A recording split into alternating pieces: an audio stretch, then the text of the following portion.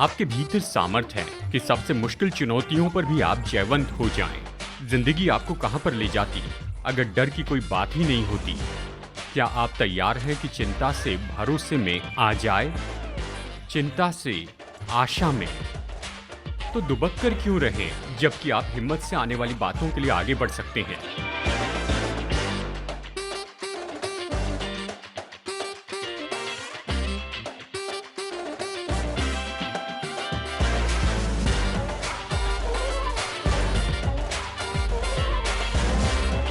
ये समय है कि डर से निकलकर मत डर में आए।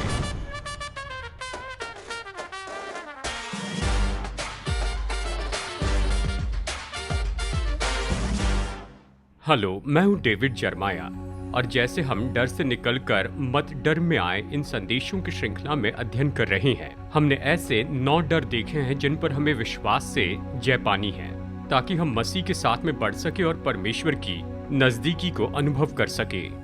लेकिन ये हफ्ता तो बिल्कुल अलग है। इसके बजाय कि ये देखें कि परमेश्वर के साथ के हमारे संबंध में कौन सा डर रुकावट डालता है, मैं ऐसे डर के बारे में बताना चाहता हूँ जो इस संबंध को और बेहतर बनाता है। ये तो स्वयं परमेश्वर का भय है। परमेश्वर के भय के बारे में 120 से भी ज्यादा वचनों में पुराने और नए नियम में बताया गया है और आज मैं इसी भय के बारे में बताते हुए समय बिताऊंगा, क्योंकि ये तो बाइबल में बहुत ही स्पष्ट है कि ये तो परमेश्वर के लिए महत्वपूर्ण है, तो ये हमारे लिए भी महत्वपूर्ण होना चाहिए। सच में परमेश्वर तो बहुत सी प्रतिज्ञाएं करते हैं उनसे जो उसका भय मानते हैं, और ऐसी कुछ प्रतिज्ञाओं के बारे में मैं आपको बताऊंगा। जैसे हम देख रहे हैं ईश्वरत्व, परमेश्वर का भय, ये हमारी सीरीज का अंतिम संदेश है आज दिशा परिवर्तन में। आज मैं आपको जो बताने वाला हूं ये तो निश्चय ही बहुत सी बातों में जिंदगी बदल देने वाला सिद्धांत है। अगर आप इसे पूरी तरह से थाम ले और इसे अपने दिल में उतार दे तो ये आपकी जिंदगी को पूरी तरह से बदल देगा। ये आपके विश्वास को भी पूरी तरह से बदल देगा और इस भय की समझ रखते हुए ही आप उन सारे डर पर सामर्थ पाएंगे जो कि आपके जीवन में आते हैं। मैं बस आपकी मदद करने की कोशिश करूंगा कि आप सीखें कि कैसे भय रखें, और मैं आपको प्रोत्साहित करूंगा कि भय रखें, क्योंकि आज मैं आपको बताने जा रहा हूं परमेश्वर के भय के बारे में। देखिए, सच में ऐसे 2 तरीके हैं जिनके बारे में बाइबल बताती है कि हम परमेश्वर का भय माने। 2 तरीके हैं। सबसे पहले हम परमेश्वर का भय मानते हैं श्रद्धा के साथ भय में। श्रद्धा के साथ भय, शायद आप कहें पास्टर जरमैया ये कहां से आया है? आप जानते हैं बाइबल में पहली बार डर ये जो शब्द आया था ये तो पहली बार आया उत्पत्ति अध्याय 3 वचन 10 में।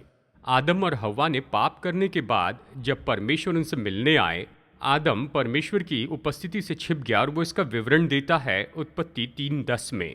आदम ने कहा, मैंने तेरा शब्द बारी में सुनकर डर गया, क्योंकि मैं नंगा था इसलिए छिप गया। और मैं ये बताना चाहता हूं कि मैं तो निश्चित हूं उस समय आदम ने क्या महसूस किया था। ये तो परमेश्वर के लिए भय और आदर रखने से बहुत बढ़कर था।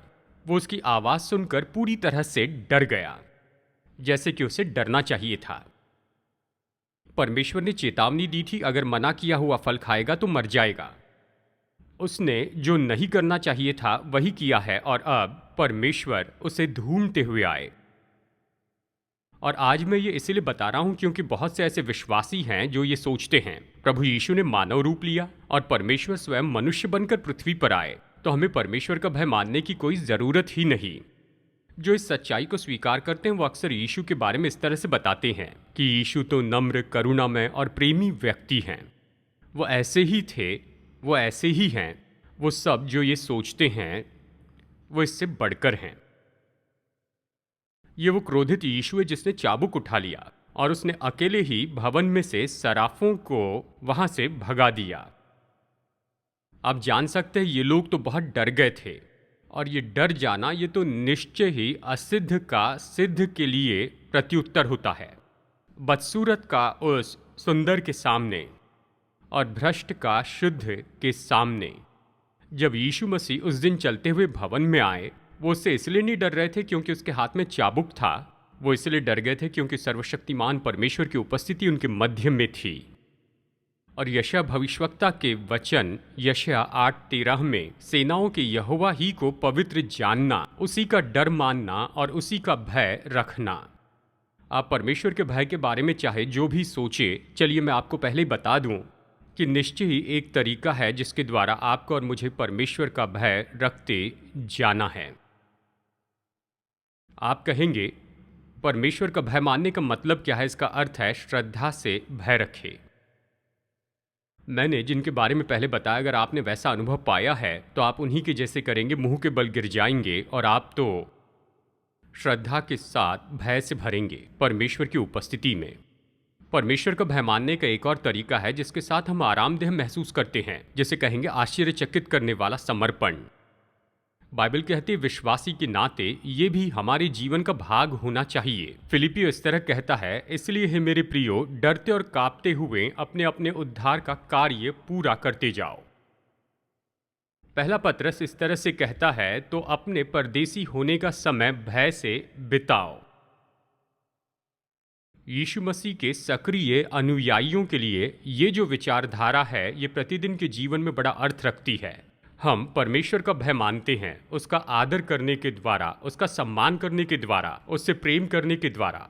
हम उसका भय मानते हैं उसकी महानता और उसके प्रताप के कारण, जो हमें घटाकर इस तरह से बना देता है कि इस संसार में हम किसी और चीज़ को इतना महत्व नहीं दे सकते हैं हमारे परमेश्वर जैसे, जिसकी हम सेवा करते हैं। मेरे दोस्तों, आज मैं आपको बता दूं कि जब हम सच में परमेश्वर की आराधना करते हैं तो वो कौन है, उसके आश्चर्य में प्रवेश करते हैं। हम आराधना की ऊंचाई में पहुंचते हैं जब हमें उसकी उपस्थिति में लाया जाता है और हम इस बात को जानते हैं जिस परमेश्वर की हम सेवा करते हैं वो तो प्रताप में है और अद्भुत है।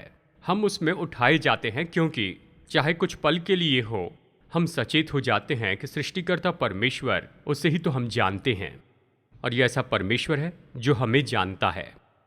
तो चलिए रुककर मैं ये कहना चाहूँगा कि निश्चय ही बहुत ज़्यादा था, आज के समय से भी ज़्यादा, यहाँ तक कि जो परमेश्वर को नहीं जानते उनमें भी। देखिए, एक तरह से हमारी परंपरा में ऐसा हुआ करता था, खैर ज़्यादा तो नहीं, लेकिन परमेश्वर के लिए आदर तो होता था और जो परमेश्वर को जानते थे उनके लिए खास आदर हुआ करता था। पता नहीं क्या आपने देखा, लेकिन अभी इन दिनों में ऐसा नहीं है, हम उसे खो चुके हैं। चलिए दूसरे तरह से कहता हूँ, हम निश्चय उस व्यक्ति के बारे में बड़ा सम्मान रखते थे अगर हम उनके लिए ये कह सके कि ये तो परमेश्वर का भय मानने वाले व्यक्ति हैं। आज किसी के बारे में कहेंगे तो वो कहेंगे ये तो बहुत ही अजीब हैं। परमेश्वर का भय मानने वाले व्यक्ति की ओर हम देखा करते थे। परमेश्वर का भय मानने वाले स्त्री और पुरुष को देखकर हम ये कहते थे, हम उनका आदर करते हैं। लोग मुझसे पूछते हमारे देश में क्या गलत हो रहा है। मैं कहता हूं परमेश्वर का भय मानना हम भूल गए हैं। हम परमेश्वर का आदर करने के लिए अपनी समझ खो बैठे हैं, जिसके सिद्धांत ही कई देशों के लिए बुनियाद हैं। आप शायद पूछे, डॉक्टर जर्मया, हमें परमेश्वर का भय क्यों मानना चाहिए? 3 कारण देता हूं। परमेश्वर जो है उसके लिए हमें उसका भय मानना चाहिए। भजन 89 इस तरह से कहता है, क्योंकि आकाश मंडल में यहोवा के तुल्य कौन ठहरेगा? बलवंतों के पुत्रों में से कौन है जिसके साथ यहोवा की उपमा दी जाएगी? परमेश्वर पवित्र लोगों की गोष्ठी में अत्यंत प्रतिष्ठा के योग्य और अपने चारों ओर सब रहने वालों से अधिक भय योग्य है, ये कहता है। दूसरी बात, परमेश्वर ने जो किया है उसके कारण हमें उसका भय मानना चाहिए। एक बार फिर भजनकार इसमें हमारी मदद करता है। आकाश मंडल यहोवा के वचन से और उसके सारे गण उसके मुंह की श्वास से बने हैं। वो समुद्र का जल ढेर के समान इकट्ठा करता, वो गहरे सागर को अपने भंडार में रखता है। सारी पृथ्वी के लोग यहोवा से डरे। सारी पृथ्वी के लोग यहोवा से डरे, जगत के सब निवासी उसका भय माने। उसने कहा और तब वैसा हो गया। जब उसने आज्ञा दी तब वास्तव में वैसा ही हो गया। जरा सोचिए उसने क्या किया है। उसने बस कहा और ये संसार अस्तित्व में आ गया। इस चित्र को अच्छे से समझाने के लिए भजनकार कहता है, वो जल को ढेर बनाकर जमा करता है, अपने हाथ में उन्हें थाम लेता है। जिस परमेश्वर की हम सेवा करते हैं, जिसके सामने हम श्रद्धा से खड़े रहते हैं भय और आदर के साथ, वो ऐसा परमेश्वर है। उसने इस सृष्टि को बनाया जिसमें हम जीते हैं। हाँ, हम विश्वास करते उसने इसकी रचना की, इसे करने में उसको मदद नहीं लगी। उसने इसे शून्य में से बनाया और वचन जैसे कहता है बिल्कुल उसी समय काल में उसने बनाया। उसने इसे कहा और यह अस्तित्व में आया। कौन इसके जैसा कर सकता है? केवल परमेश्वर, हमारे परमेश्वर। डैना और मैं और हमारे मित्र कनाडा में थे। हम नायगरा फॉल्स के कनेडियन साइड में थे, जिसे वो कहते हैं नायगरा फॉल्स कनाडा। हम वहाँ पर देरी से पहुँचे क्योंकि भीतर जाने में हमें देरी हो गई। मैं अपने होटल के कमरे में गया। वहाँ पर पहुँचने के बाद मैंने खिड़की के पर्दे खोले और मैंने बाहर देखा और हम वहाँ 24वीं मंजिल पर थे और हम नायगरा फॉल्स को ऐसे बहते हुए देख रहे थे। हम हॉर्सशू के पिछले भाग में थे। हॉर्सशू इस तरह से और हम उसके पिछले भाग में थे। ये सब ऐसा था। पानी के छींटे उड़ रहे थे और ये अद्भुत था। कितने लोग नायगरा फॉल्स में गए हैं? कोई गया है? और मैं ये पूछना चाहूँगा कितने लोग उस मिस्ट में गए जहाँ पर आप छोटी बोट में सवार होकर जाते हैं? मैं कभी नहीं जाऊँगा। मैं हेलीकॉप्टर राइड भी नहीं लेता हूँ। जानते हैं क्यों? मैं एक दिन वहाँ से जा रहा था और मैंने एक साइन देखा, टर्मिनल। मैंने कहा मैं इसमें तो कभी नहीं बैठूंगा, मैं उस हेलीकॉप्टर में नहीं बैठूंगा।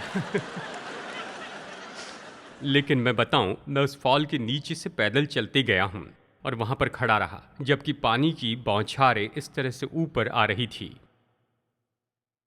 मैंने ये पढ़ा एक थियोलॉजियन के लेख से जिनका नाम था फिकपेन, जिन्होंने किताब लिखी standing behind the Niagara Falls for the first time. उन्होंने कहा नायगरा फॉल्स जो प्रकृति का इतना अद्भुत नज़ारा है और इसमें कितनी एनर्जी है, जब वो पानी इतने ऊपर से नीचे पत्थरों पर गिरकर फैल जाता है तो ये कितना चौंकाता है। उन्होंने ऐसा भय क्यों महसूस किया? वो किसी भी तरह गिरने की संभावना से तो बहुत ही सुरक्षित थे। वो जानते थे वो पूरी तरह सुरक्षित है, लेकिन दिल की धड़कन बढ़ गई थी। इस तरह से सोचना टालना उनके लिए असंभव था। अगर इस पानी के बहाव में हमारा ये शरीर नीचे बह जाए तो वो किस तरह से कुचले जाएंगे, और इस बात की कल्पना इस तरह उनके मन में उठी। लेकिन सच में ये फॉल तो बहुत ही बड़े डर को दिखाता है।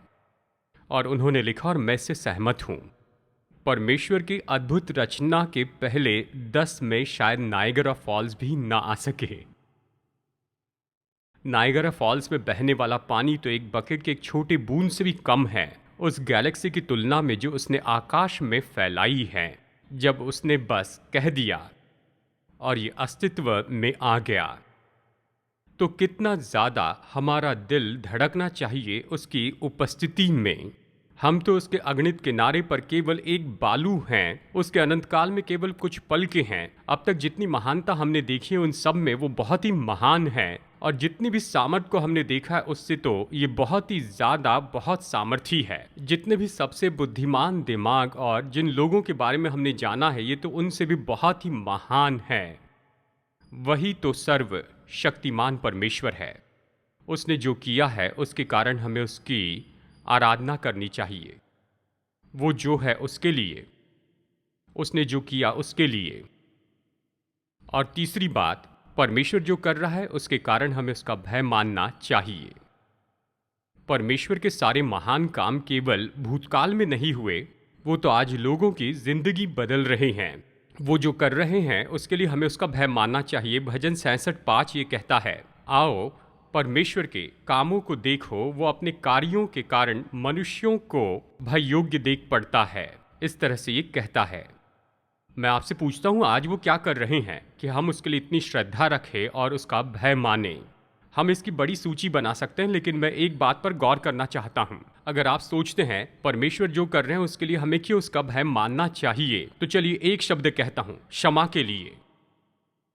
भजन संहिता 130 वचन 3 और 4 में कहता है, हे यह यदि तू अधर्म के कामों का लेखा ले तो हे प्रभु कौन खड़ा रह सकेगा। परंतु तू क्षमा करने वाला है। अब इसे गौर से सुनिए, परंतु तू क्षमा करने वाला है जिससे तेरा भय माना जाए।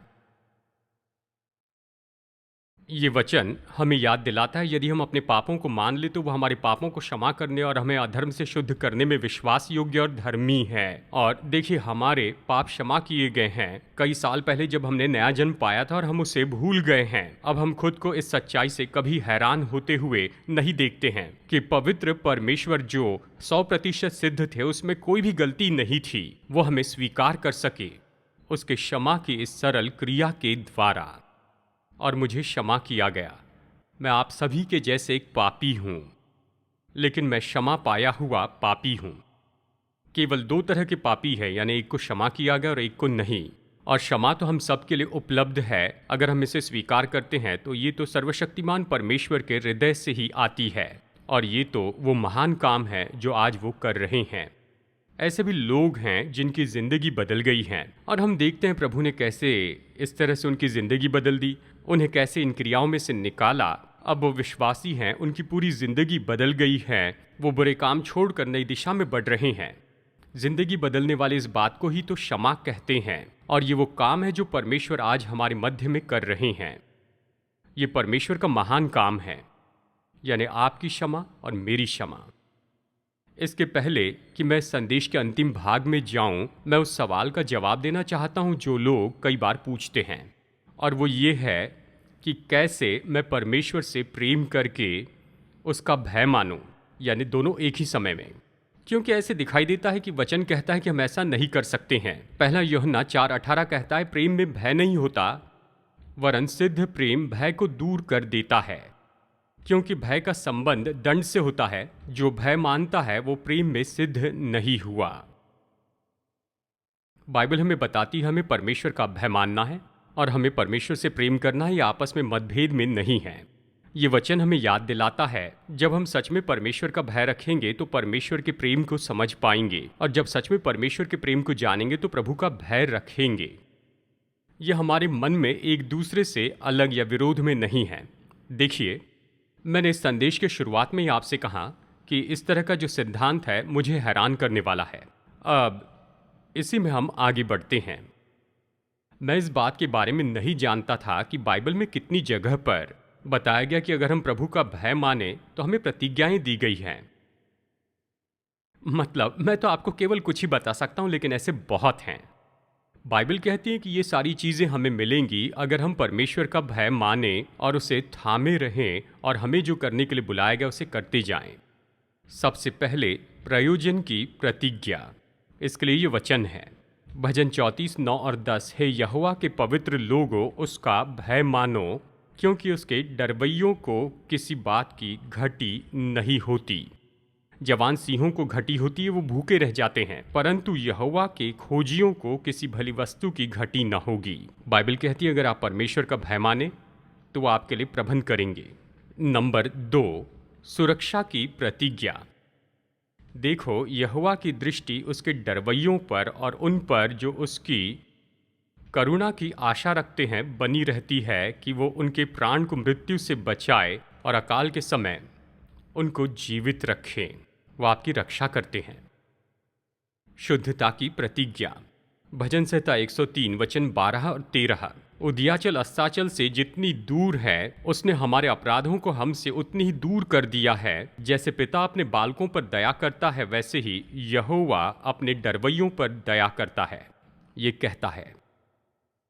दूसरा कुरिन्थियों 7:1, अतः हे प्रियो, जबकि ये प्रतिज्ञाएं हमें मिली हैं, तो आओ हम अपने शरीर और आत्मा को सब मलिनता से शुद्ध करें और परमेश्वर का भय रखते हुए पवित्रता को सिद्ध करें।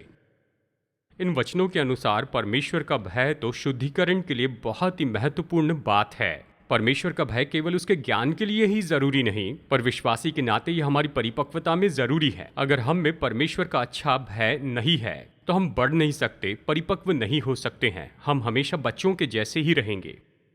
जब हम समझते हैं कि वो कौन है तो यह हमें प्रोत्साहित करता है, इच्छा देता है कि हम उसे और ज़्यादा जानें, कि उससे बेहतर रूप में प्रेम करें और उसके साथ के संबंध में बढ़ते जाएं। प्रयोजन, सुरक्षा और शुद्धता की प्रतिज्ञा। शायद कुछ लोगों को यह पसंद आए, संपन्नता की प्रतिज्ञा। भजन संहिता 128 वचन 1 से 4, फिर से भय शब्द देखिए। क्या ही धन्य है हर एक जो यहोवा का भय मानता है। और उसके मार्गों पर चलता है। जब तू अपनी कमाई को निश्चय खाने पाएगा, तू धन्य होगा और तेरा भला ही होगा। तेरे घर के भीतर तेरी स्त्री फलवंत दाखलता सी होगी, तेरे मेज के चारों ओर तेरे बालक जलपाई के पौधे से होंगे। और सुन, जो पुरुष यहोवा का भय मानता हो वो ऐसी ही आशीष पाएगा। यह हमें सिखाता है कि हमारा परिवार परमेश्वर का भय रख सकता है। मेरी परवरिश परमेश्वर का भय मानने वाले परिवार में हुई, और जानते हैं, मैंने सीखा कि कैसे परमेश्वर का भय रखने वाला परिवार बनाएं। मेरा परिवार परमेश्वर का भय रखता है और मैं अपने बच्चों को देखता हूँ और वो परमेश्वर का भय मानने वाला परिवार बनाते हैं। बाइबल हमें बताती है जब परमेश्वर का भय मानते हैं तो वो आपको संपन्न करते हैं, और ये केवल आर्थिक बात नहीं है, लेकिन वो उस भलाई में हमें संपन्न करते हैं जिसे इस जीवन में हम खोजते हैं। और फिर अगला ये है, इसे मैंने सूची में सबसे ऊपर रखा। मैं केवल इसे अपने लिए नहीं करना चाहता हूं, और ये तो दीर्घायु की प्रतिज्ञा है। यहोवा का भय मानने से आयु बढ़ती है, परंतु दुष्टों का जीवन थोड़े ही दिनों का होता है। बाइबल कहती है, देखिए ये तो सिद्धांत है, एक सामान्य सिद्धांत है जो भजन और नीति वचन में हम देखते हैं, जो सामान्य रूप में कहता है जो परमेश्वर का भय मानते हैं वो दीर्घायु का और उत्पादन करने वाला जीवन जीते। आप कहेंगे, मैं जानता हूं कोई मर गया था, खैर ये सब मत बताइए, मैं जानता हूं ये सच है। मैं ये कह रहा हूं कि काफी समय में लंबे दौड़ में जब आप प्रभु का भय मानते हैं तो देखिए क्या होता है। जब आप अपने शरीर में नहीं लेते हैं शराब या फिर ड्रग्स या किसी तरह की कोई गंदी आदतें, तो आप निश्चित दीर्घायु जीवन जिएंगे। जो परमेश्वर का भय मानता है वो दीर्घायु जीवन पाता है। ये उत्साहित करने वाली बात है। यानी प्रबंध, सुरक्षा, शुद्धता, संपन्नता, दीर्घायु। और ये एक शब्द है जो कि किसी ने कभी नहीं सुना, लेकिन फिर भी मैं आपको यहां पर बता देना चाहता हूं। परपिट्यूटी। जानते ये क्या है? ये अनंतकाल की प्रतिज्ञा है, यानी ये हमेशा पीढ़ी से पीढ़ी में चलेगी। याद है मैंने कहा था अगर आपका परिवार परमेश्वर का भय मानता है तो प्रभु का भय मानने वाले परिवार को आप बनाएंगे। ये तो बिल्कुल वचनों से है, इसे सुनिए। व्यवस्था विवरण 5:29। भला होता कि उनका मन सदैव ऐसा ही बना रहे कि वे मेरा भय मानते हुए मेरी सारी आज्ञाओं पर चलते रहे, जिससे उनके और उनके वंश की सदैव भलाई होती रहे। सदैव। भजन संहिता 103 वचन 17। परंतु यहोवा की करुणा उसके डरवैयों पर युगान युग और उसका धर्म उसके नाती पोती पर भी प्रकट होता रहता है। भाइयों और बहनों, जब हम परमेश्वर के भय में जीते हैं तो ऐसा वातावरण बनाते हैं जिनमें हमारे बच्चे बढ़ते हैं, ताकि जब वो हमारे घर से निकलकर अपने घर की शुरुआत के लिए जाते हैं तो वो परमेश्वर का भय मानने वाला परिवार बनाते हैं, जो दूसरे परिवार बनाते हैं जो प्रभु का भय मानते हैं। अगर हम वचन का पालन करते हैं तो हम ऐसा कर सकते हैं, और इसके लिए कुंजी है कि जब हम परमेश्वर का भय मानते हैं तो उसके लिए हमारी मनोदशा कैसी है। और फिर ये सवाल उठता है कि हम परमेश्वर का भय मानना कैसे सीखें। क्या आप जन्म से ही परमेश्वर का भय मानते हैं या फिर आप इसे सीखते हैं? और खैर मैं आपको बता दूं कि मैंने वचन में यही पाया है कि ये ऐसा है जिसे हम सीख सकते हैं, और ये सिखाया जाता है बाइबल में। जब हम सीखते हैं कि परमेश्वर का भय मानने से कौन सी आशीष आती है तो हम ऐसा करना चाहेंगे, और ये संभव है कि परमेश्वर का भय मानना सीखे। बाइबल बताती है कि हम ऐसे कर सकते हैं, और ऐसे कुछ वचन हैं जो इसमें हमारे लिए मददगार हो। व्यवस्था विवरण 4:10। यहाँ पर परमेश्वर ने मूसा से इस तरह से कहा कि लोगों को इकट्ठा कर और उन्हें इस तरह बता, उन लोगों को मेरे पास इकट्ठा कर और मैं उन्हें अपने वचन सुनाऊं, जिससे वे सीखे, ताकि जितने दिन वे पृथ्वी पर जीवित रहेंगे उतने दिन मेरा भय मानते रहें, और अपने अपने बच्चों को भी यही सिखाए, यानी दूसरी पीढ़ी को ये सिखाए।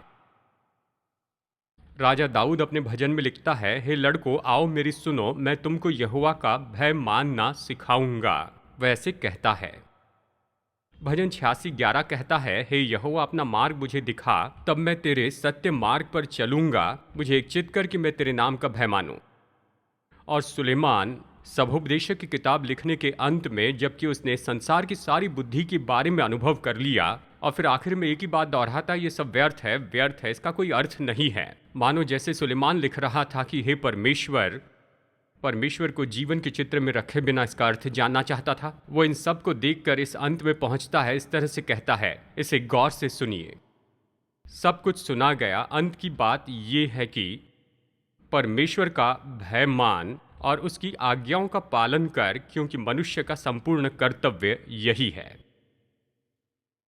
मृत्यु के पहले वो मनुष्य जो अंतिम शब्द कहता है उसे सबसे ज्यादा महत्वपूर्ण माना जाता है। इसे याद रखते हुए दाऊद राजा के अंतिम शब्दों को देखिए। 2 शमूएल अध्याय 23 वचन 3। मनुष्यों में प्रभुता करने वाला एक धर्मी होगा जो परमेश्वर का भय मानता हुआ प्रभुता करेगा। और यहोशू के अंतिम शब्द थे, इसलिए अब यहोवा का भय मानकर उसकी सेवा करो, और जिन झूठे देवताओं की सेवा तुम्हारे पुरखा महानद के उस पार और मिस्र में करते थे, उन्हें दूर करके यहोवा की सेवा करो। क्या आपने कभी सपने में सोचा बाइबल इतना कुछ कहना चाहती है परमेश्वर का भय मानने के बारे में? ओ मेरे प्रभु, शायद ये भेद है जो हम चूक गए हैं। शायद इसी बात को हम खो बैठे हैं। शायद हम इस बात को नहीं समझे हैं कि अगर प्रभु को हमें आशीष देनी है तो हमें सीखना होगा कि उसका भय माने, उसका आदर करें और उसका वचन पढ़ें, ताकि हम उसको बेहतर रूप में जान सके। उसे जानना संभव है। परमेश्वर को इस अद्भुत रीति से जाने कि वो परमेश्वर तो बहुत ही अद्भुत हैं। वो परमेश्वर हमसे प्रेम करते हैं, इतना ज़्यादा कि उसने अपने पुत्र को हमारे उद्धारकर्ता के रूप में भेजा।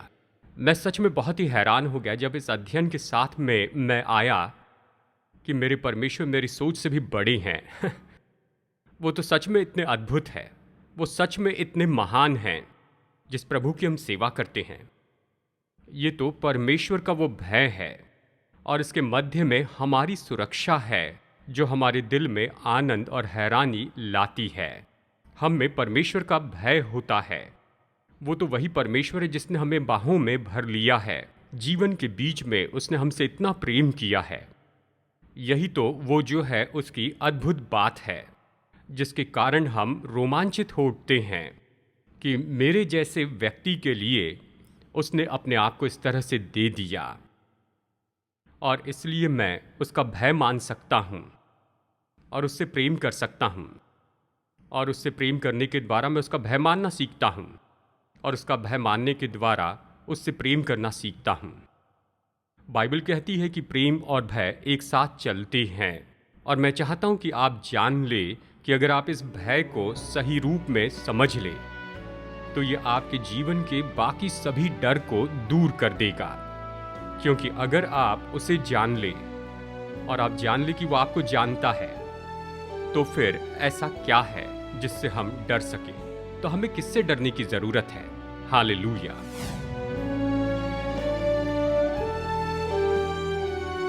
आज दिशा परिवर्तन में मेरे साथ जुड़ने के लिए धन्यवाद। जितना ज्यादा हम वचनों का अध्ययन करें उतना ज्यादा समझेंगे कि हमारे प्रेमी परमेश्वर हम में से हर एक के साथ व्यक्तिगत संबंध रखना चाहते हैं। अगर आप ये संबंध शुरू करना चाहते हैं और निश्चित करना चाहते कि अनंतकाल परमेश्वर के साथ रहेंगे, तो बस आपको पापों से पश्चाताप करना है और यीशु से कहिए कि वो आपके प्रभु और उद्धारकर्ता हो जाएं। अगर आज आपने ये विश्वास का कदम उठाया है तो मैं प्रोत्साहित करता हूँ कि अपना ये निर्णय दूसरे विश्वासियों को बताएं, भरोसेमंद सेवकाई को बताएं या लोकल चर्च को, और अपने विश्वास में निरंतर बढ़ते जाएं। प्रभु आपको आशीष दे और मैं अगली बार मुलाकात करने की आशा करता हूँ यही दिशा परिवर्तन में।